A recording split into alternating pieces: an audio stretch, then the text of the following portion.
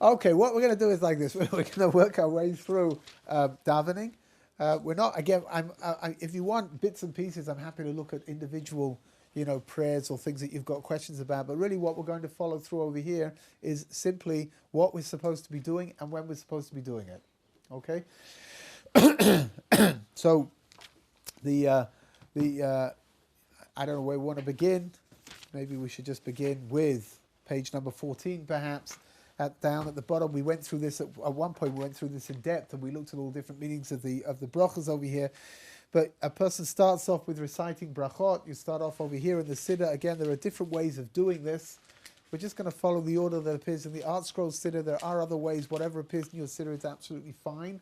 This might appear in certain Siddurim earlier on. It might appear over here. Wherever it appears, it's okay. But we wash our hands on the Tilat Yadayim, and then we make the bracha of Asher Yotzar, which is a bracha that's normally made when you come out of the bathroom. But over here we said in the morning anyway. I was going to say, that for me to memorize, it was the longest effort. It took more than any other bracha. Interesting. I don't know why, but I think it's definitely a lot longer than most other brachas. But nevertheless, that's interesting. I don't know. By the time you've finished trying to memorize, you probably have to go back to the bathroom again. So. Over the page on page 16, all of these are things that do need to be said, right? Birchas Torah, before a person can learn Torah in the morning, they are supposed to have recited the brachas that are said before you can begin to learn Torah. Why do we recite them over here before we begin to daven? Because lots of davening has got words of Torah inside of it. Basic example, the Shema, right? So we're just making sure that we've recited the brachas before we begin. Page 18 is already what's called Birkat HaShachar. Birkat HaShachar need to be said, right? These are the brachas, we went through them one by one, and we learnt them, and we're not going to do that again, because obviously everybody here remembers every word that I say, and there's absolutely no necessity for me to repeat myself. And as I may have mentioned in the past, everybody here remembers every word that I say, and there's no necessity for me to repeat myself. And as I may have mentioned in the past, I'm sorry. Look, I don't remember either, so it's not fair. But the brachas need to be said. This is all Birchas HaShachar. 15 of the brachas, one after the other. They spill over onto page 20 as well.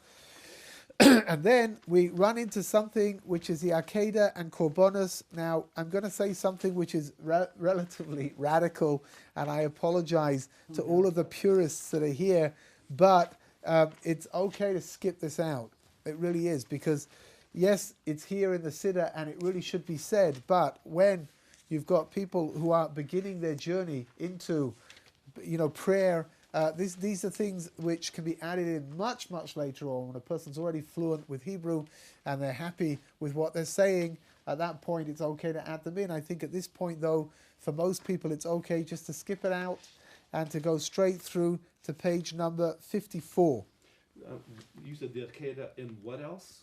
Korbanot, which is, it goes through the order of the sacrifices that were offered up in the temple. It's again, it's interesting, especially if you've got nobody here's a Kohen, are they? No, but Kohanim have a special affinity to this kind of stuff, of course, because it's what used to be done inside of the temple. Is part of that. Yeah, it's all. I mean, the whole thing. I would say that you should just go straight to page 54. Page 54 has got a very famous chapter of Tehillim. It's chapter number 30. It's Mizmor Shir Chanukata Bayit LeDavid. It's a very beautiful chapter. It's put down over here as an introductory psalm to Pesukei Zimra. Okay, so that's a good thing to say. Now, over the page, on page number 58, we've got Pesukei Zimra itself. Before we get going, I would just like to an introductory remark about the words Pesukei Zimra. Psukim mean verses, right? Zimra means song, right? Which is where a mizmor comes from.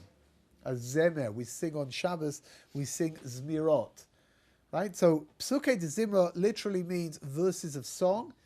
As we go through, you'll see that most of them coming from Tehillim. They're very beautiful, they're very poetic. However, the Meforshim, the commentaries, have a slightly different take on what Pesukei Zimra mean. that the word zimra can also come from the word lizmor. Lizmor means to prune. What does it mean to prune? When you want to get your tree ready for the winter, and you have to cut away all the foliage, and you cut down the branches, and you make sure that you put it into its simplest state to be able to rejuvenate itself when the spring comes rolling around, that during the winter months it should be able to receive the nutrients that it needs without being too hard pressed to spread it out throughout the entire tree. Which means that zmira, lizmor, to prune, is something which is very beneficial. You're cutting away all the peripherals and leaving just the base. Explain the Mefarshim that the function of this whole section over here, which precedes the blessings for the Shema, is to prune away the distractions that we have. Is it like purified? In a certain sense, right? To prune away, you get up in the morning, you've got a mind full of, chock-a-block full of information, things that you're thinking about. Most of you, of course, are still mulling over what we learned here today when you get up in the morning, which is normally just after this class. And, you're supposed to be concentrating on your davening, right? Which means if you get up in the morning and your prayer, your mind is caught up in what happened in the ball game yesterday, then you're not going to be praying with the correct kind of concentration and intent. So the idea of the Psukei de Zimra is verses that are going to prune away the distractions. They're going to leave us focused when we get to the end of it on our obligation to recite Kriya Shema. Okay, now I thought that was pretty interesting, but apparently no one else did. So what we will do is we will just continue, right? From page 58 onwards, for a little while, we're going to be involved only in Psukei Zimra. Let's have a look and see what we've got, what you need to say, and what you can skip out for the moment. First of all, you need to say the first paragraph over here. Baruch She'amar. Baruch She'amar ends with a blessing on page number 60. Baruch Atah Hashem Melech Mu'ulau B'Tishbachot. There's a bracha, a blessing at the end of Psukei Zimra in Yishtabach. Psukei Zimra is considered to be one complete unit, which means it begins with a bracha over here in Baruch She'amar, and it ends with a bracha here on page, what page is it? 82. Right, and it ends with a bracha on page 82, which means that the whole of this section is considered to be one bracha. Rabbi Sai, let's learn a little bit of halacha over here. What's Yishtabach? Yishtabach is a prayer on page number 82, which finalizes where you've got it on the top over there. Right? Up on the top over there. That's the last part of Psukei Zimra of this section that we're in right now. What is the practical ramification of this? Let's see if anybody's thinking. Well, you're starting with the first one. Yeah. Baruch She'amar. And you're finishing with the last one. Yishtabach. Yes. So you're and you're saving time, and you're and what I'd like to know is No, hold on a second. You're still thinking about Torah? You can't do this. I asked the question. You're being very Jewish right now. Can't talk. You're just answering the question with another question. That's so not. We're not supposed to be Jewish while learning this. You could be as Jewish as you want, but just try But to that means answer that we can my. ask questions. Who said that? You just did. Okay, we're going to try to focus over here on my question. It begins with a bracha and ends with a bracha. What is the practical halachic ramification of that? You're at a higher spiritual level for saying the Shema? The practical halachic ramification. Yeah, of course it is, but only for somebody as spiritual as you are. Oh, okay. But for the rest of us, just a practical halachic ramification is that you're not supposed to speak from the beginning until the end, because it's considered to be Part of the whole. one section. A bracha at the beginning, a bracha at the end, which means that it's all one bit. Therefore, you're not supposed to speak from Baruch She'amar till the end of the bracha of Yishtabach. Of course, we've got a technical issue over here, which is what? Once we've said Yishtabach, we're going to move into Baruch Hu and to Kriya Shema. So you're not really supposed to be speaking that either, which means that you end up not being able to speak until after the repetition of the Amida. Of course, we've got another technical issue over here, which is what? that if you're wearing a tefillin, you shouldn't be speaking about anything that is not spiritual related, and therefore you shouldn't really be speaking until you've taken your tefillin off, which is at the end of Shacharit. For those of you who are on very high spiritual levels, like Ben, for example, and wear your tefillin all day long, then that's a little bit of a problem, because it means you shouldn't be speaking about anything mundane whatsoever whilst your tefillin are on. There are exceptions, right? Though I mean, if you hear a bracha, We'll talk about the exceptions for sure. That first of all, the most basic exception of all is that if you're not sure what you're supposed to be doing, then you can ask somebody. Right? So, for example, over here, maybe it's not so applicable because it's all relatively smooth. But even when you get to the Amida and you can't remember, I know it's Rosh Chodesh. You do say Yalav Yova, you don't say Yalav Yova. You are supposed to. You're not supposed to. You can ask the person. If you can't get the person next to you to realize what you're trying to ask without speaking, you can ask. Right? That's because that's related directly to your tefillah. However, like you mentioned, right, even inside of Psukei Zimra, even though you're in the middle of a great big long blessing over here that begins with Baruch Shema and finishes with Yishtabach, there are certain things that you can say. So you can answer Amen to a bracha, you can answer to a Kaddish, right, and you can answer to the Kedusha if you happen to be next door. There's a minyan next to you, and here you go to the kotel, right? It's not an easy place to pray in the kotel. It really isn't, because you've got minyanim all over the place, and they just started the repetition of their Midah. You've just started Psukei Zimra. They get to the Kedusha. You're in the middle of Psukei Zimra. You can answer. You should answer to the Kedusha. Answer to what you're listening to, right? What you hear. Even though you're saying it, you're concentrating on what you Yeah. I tell you, the most incredible, the most incredible halacha. The Mishnah Berurah says like this. Just to get an understanding of really what tefillah b'tzibur, what it means to pray together with a community. The Mishnah Berurah says that even if somebody davens better at home by himself, right, you have greater concentration, you have a greater focus, you get much more out of your prayers when you pray by yourself, says the Mishnah Berurah, you should go and pray together with the community. Which means that when you go off to a place where there are multiple minyanim taking place, and you can hear them, and you've got the opportunity to answer to their blessings as well. So when you're in the middle of Psukei Zimra, you can do that.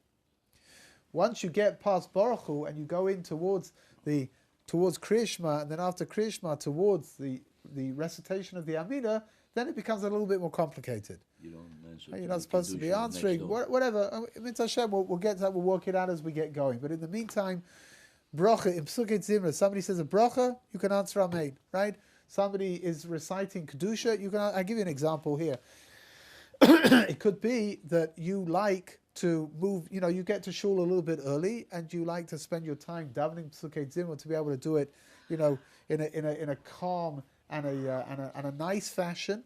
And it could be that they start davening Psukei Zimra after you're already halfway through, because you're davening nice and slowly in order to be able to pray the way that you want to, and they get to Kaddish.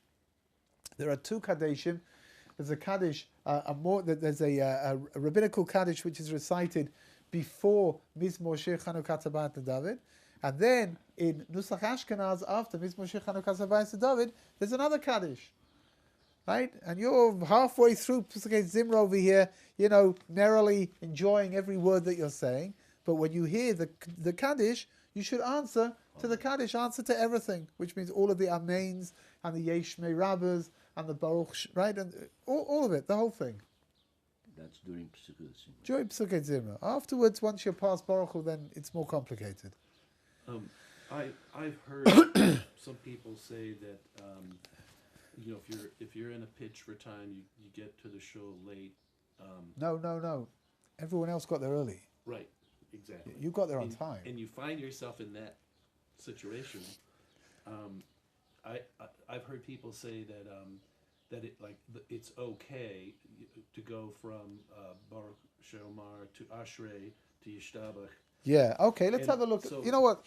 I mean, I guess I'm trying to figure out what is the term for traditional? What is the Hebrew term? Is that it's not rabbinic? No. Here, let's have a look. You're right. I mean, let's work out what needs to be said and what does not need to be said if you can't say it. Okay. Right, now over here, for two reasons. First of all, maybe because you've come a little bit late, perhaps. It's inconceivable, right? Inconceivable. One doesn't come a little bit late. One either comes completely late or comes on time. But what's a little bit late is ridiculous, No, right? See, I'm never late. I'm always there at the exact time I mean to. Good, Yeah. I think.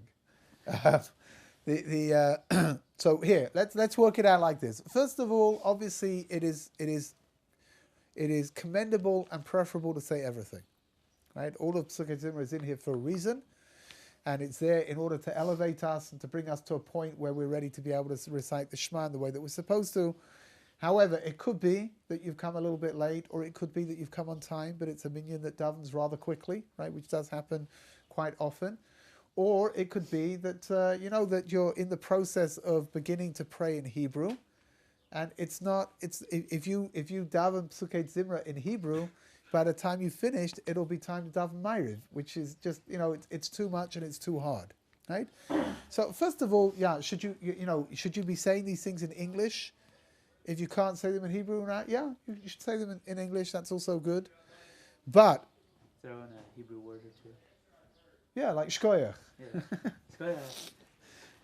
Every time you turn a page, right? Shkoyach.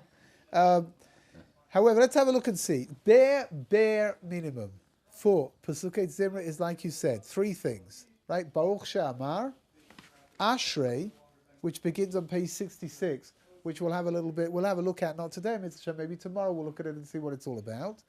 And Yishtabach, right? Beginning, middle, end. That's the bare minimum.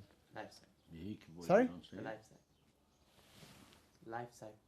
Life cycle. What about, Beginning, Abs- middle, end. what about before Asher? You know? Now here we're gonna get to it all. We're gonna take a look. But in the meantime, that's if a person is really pressed for time, those are the things that they should say. Baruch She'amar, Ashrei Yishtabach. You should know. The Mishnah Berurah says like this: that somebody who is a serial late arriver in shul should not be doing this anymore.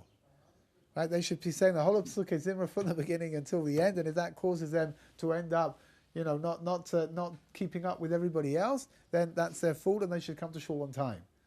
Right? Wow. However, Teaching them a lesson. if every now and then a person, it happens, right? Every now and then a person comes a little bit later than they imagined to, than they set out to begin with. So over there, if you're really stuck, Baruch She'amar Ashrei Yishtabach, if somebody is planning on beginning to daven in Hebrew, then these would be three very good places to begin with. Right? Start with Baruch She'amar and Ashrei and Yishtabach. Get through all of those. In the meantime, the rest of the community's got through the whole of Psukkei Zimra. That's okay. And then you can carry on praying together with everybody else. Right? Yeah.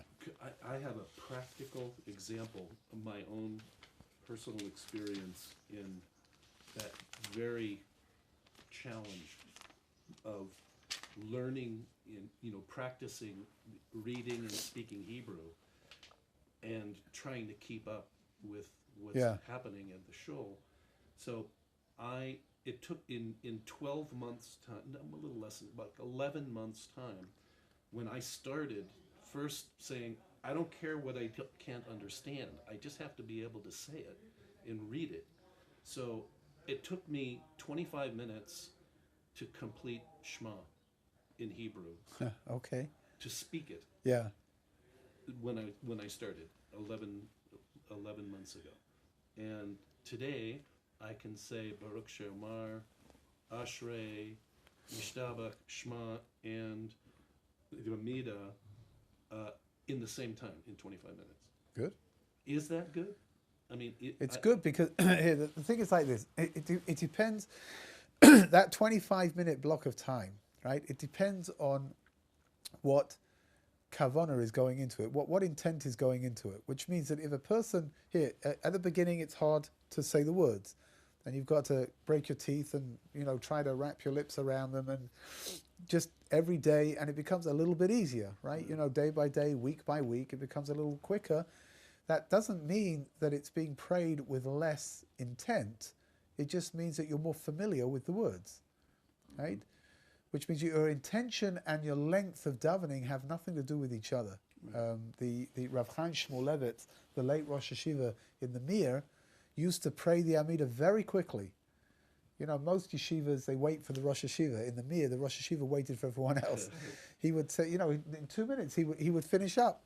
When they asked him why, he said that his mind was so completely absorbed with learning that if he wasn't very careful and very quick, his mind would go back onto the page of Gemara that he was learning, and he would lose the thread of the prayer. So he preferred to daven quickly, but with maximum concentration, rather than to daven at length and to lose that concentration on the way. So don't make the mistake of thinking that length is necessarily related to how well you're davening. It does give some affirmation, though, to be at a part of your davening in a minyan and not feel that you're so far behind. Even though you may not have achieved that level. Yeah, no, good, for sure. It's definitely, I think it's a very affirmation, maybe even more than that, the knowledge that you are slowly but surely integrating into the communal davening. Right, which is it's a big thing. It's a very big thing. Here, what we next up, right? So let's say you've got a little bit more time. Good morning. Good morning. Let's say, no, not you. You haven't woken up yet. Let's imagine you've got a little bit more time. So the next thing on the agenda is page number 64, which is something called Mizmor Toda. So, for example, a woman that gives birth, right? That was considered to have been in a state of what's known as pikuach nefesh. It's a danger to the person's life. After they give birth and Baruch Hashem, everything is okay, they would come to the temple and they would offer up a korban toida. You traveled, you went overseas, you went through the desert, you brought a korban toida when you came back to the temple. That the matzah represents the obvious miracle.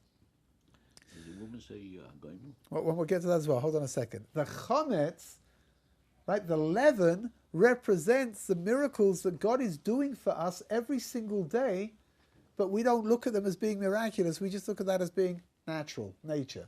Is that showbread or not? Not the showbreads, no. The showbreads are something else altogether, lechem aponim. However, over here, the Mizmor Toida, it was a meal offering. It was brought, and it's the most incredible idea that we're bringing something obviously good has happened to you, so you come and you give a thanksgiving offering. However, within the thanksgiving offering, you're giving thanks not just for the obvious thing that happened to you, but you're thanking God for all of the basic things that God does for you, which we don't even think about it very much. You get up in the morning, you open your eyes work. You know, you get out of bed, your legs are working. All of the natural miracles that God does for us every single day. Rabbi Dessler, one of the great thinkers from a couple of generations ago, he said that really the only difference between a miracle and a nature is frequency. Which means when something happens infrequently, we imagine that's miraculous. When it happens regularly, we imagine that that's just nature. Somebody once said there's nothing natural about nature. Nope. I think it's a very important little, very important little idea to take with us. And Rav Dessler says, what is more miraculous? Bread that comes down from the heaven like the manna did, or bread that grows from the ground like it does today? He says they're equally as miraculous as each other, but because the manna came once in a certain way, we look at that as being a miracle. And because everybody knows that bread grows out of the ground, the wheat grows out of the ground and gets turned into bread, so we just imagine that that's the way that it's supposed to be. Hold on, but the Maisa, the korban toida, the offering, the thanksgiving offering, was coming to underline and to emphasize to the person bringing it, not just to thank God for the obvious miracle that's taken place, but rather to thank God for all the regular, normal things that happen within our lives that we just take for granted. Yeah. I said it, you were saying, reminded me of something I read in the chapter of Mana, and it said that Hashem said to make sure that you reserve some of it and you put it in the thing for generations. Yeah. Was that done every day, or was it done after 40 years? Or? It was done once, only once. that God told Moshe to take an omer of man, right, which was a measurement of man, and put it into a tzinsenet. A tzinsenet was like a little urn. Yeah. And that was put into the Holy of Holies. When the temple was built, it was stored inside of the temple as well. There's a moment in the book of Jeremiah and Yirmiyahu where the Jewish people tell Yirmiyahu that they would love to keep the mitzvahs and they would love to be, more connected than they are, but they can't because they're so busy trying to make a living, trying to make a parnasa, that they can't do it. And it says that Yirmiyahu, who was a Kohen, Jeremiah was a Kohen, he went into the Holy of Holies and he brought out this tzinsenet, he brought out this urn that had the original man inside of it, the manna inside of it, and he held it up to the people and he said, look, God took care of everybody in the desert for 40 years. Every single day they got whatever they needed. Don't imagine that he's not going to take care of you now. And it was used as like a visual aid, right, to get the people to realize that they should rely on God and not rely on themselves. So it was done once, right, and it was stored away. Here, you want to know, is a woman supposed to recite Hagomel after she has had a baby? The answer is yes.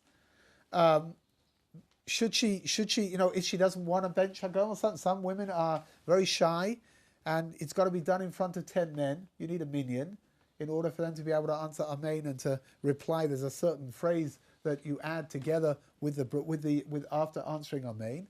So if she doesn't want to recite the bracha for herself, so her husband can recite the bracha for her, right? And instead of thanking God for having done for me all of these things, you thank God for having done for my wife, right? And everybody answers Amen. Good, okay, we'll take that as stunned silence, shall we? Anyway, it needs to be recited standing up, like I mentioned before, and it's considered to be a very, very important part of Psukei Zimra. If you take a look, Rabbi Scroll over here says that it's omitted on Erev Yom Kippur and on Erev Pesach and on Chol HaMoed Pesach. Those are the days that you don't say Mizmor Lesoda. Why would that be?